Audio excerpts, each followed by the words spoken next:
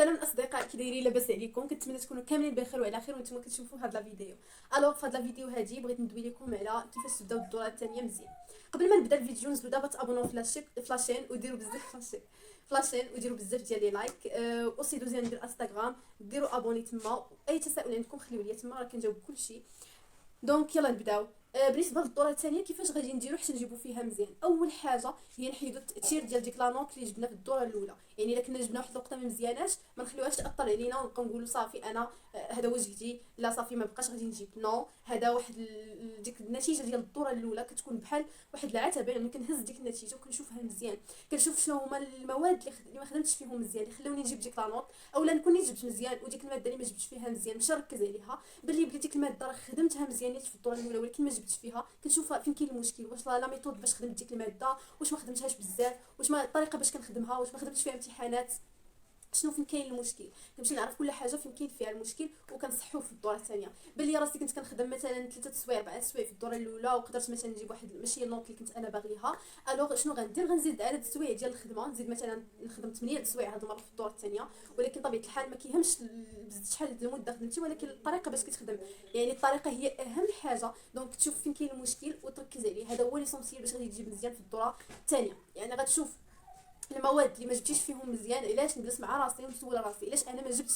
باغ اكزومبل في المات مزيان، واش انا كنمشي غير كنفهم الكور وكنبغي نجيب فيه مزيان، واش انا ما كنخدمش بوكو دي سيري، ما كنخدمش لي سيري بزاف. في المات كيبغي انكم تنوعوا شويه، تخدموا اكزرسيس مختلف على اكزرسيس اخر باش تاخذوا بزاف ديال الطرق في ديك الخدمه. والفيزيك مثلا حتى هو، يعني تحاولوا تشوفوا تمارين مختلفه، ما تبقوش كتخدموا كتنزلوا على التمرين تخدموا بحالو.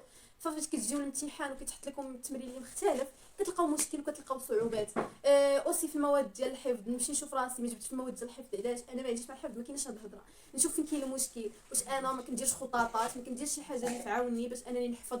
ما كنبقاش كل نهار كنراجع داكشي اللي حفظت، لانه الحفاظه راه كتمشي كنحفظ شويه كتنسى عليا. علاش؟ لانه كنبقاش نراجع. كان مثلا كنحفظ واحد الحاجه نراجعها يوميا السمانه الاولى ديالها فاش اول مره حفظتها، ثاني نبدا كنراجعها مثلا لحد نطلع عليها. يعني ضروري مره كنفكر عقلي راه كنحفظ واحد الحاجه باش تبقى مرسخه في العقل ديالي. يعني شنو فين كاين البلان؟ انني نمشي نشوف لا ميثود اللي كنت كنخدم بها في الدوره الاولى واش هي اللي ما مزياناش، واش هي اللي ما نفعتنيش انني نجيب لا نوت اللي كنت باغيها. والا كنت حاسس براسي راه خدمت مزيان نشوف نغير لا ميثود ديال الخدمه ديالي. نبحث بزاف، نقلب، نشوف الناس كيفاش كيخدموا، نسول الناس اللي جابوا مزيان، نشوف واحد بيرسون جاب مزيان نقول له عافاك عطيني الطريقه باش خدمتي. نقلب في يوتيوب الناس اللي كيدويو على هادشي هذا، وان شاء الله غادي تجيبوا مزيان الا طبقتوا هادشي اللي قلت لكم. فوالا كان هذا هو الفيديو ديال اليوم. كنت باغي نقدم لكم هاد النصيحه هذه وان بو دو موتيفاسيون باش تقدروا انكم تحفزوا شويه وتخدموا مزيان في الدوره الثانيه، لانه كدوز قصيره على الدوره الاولى، كدوز بالزربه يعني ماشي بحال الدوره الاولى. دونك هادشي علاش. وفوالا كان هذا هو الفيديو ديال اليوم.